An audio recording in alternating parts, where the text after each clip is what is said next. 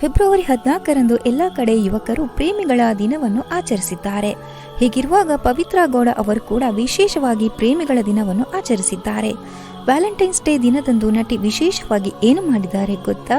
ಹೌದು, ಪ್ರೇಮಿಗಳ ದಿನದಂದೇ ಪ್ರೇಮದ ಕಾಣಿಕೆಗೆ ಮರುಜೀವ ಕೊಟ್ಟ ಪವಿತ್ರಾ ಗೌಡ ಅವರು ಈ ಒಂದು ಸ್ಪೆಷಲ್ ಡೇ ದಿನ ರೆಡ್ ಕಾರ್ಪೆಟ್ ಸ್ಟುಡಿಯೋ ರೀಲಾಂಚ್ ಮಾಡಲಿದ್ದಾರೆ.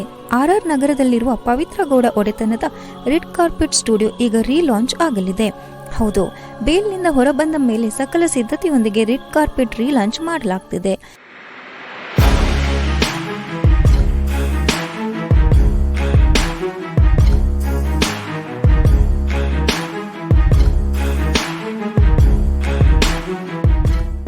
ಸರಳವಾಗಿ ಪೂಜೆ ಮಾಡುವ ಮೂಲಕ ಪವಿತ್ರಾ ಗೌಡ ಅವರು ರೆಡ್ ಕಾರ್ಪೆಟ್ ರೀಲಾಂಚ್ ಮಾಡಲಿದ್ದಾರೆ.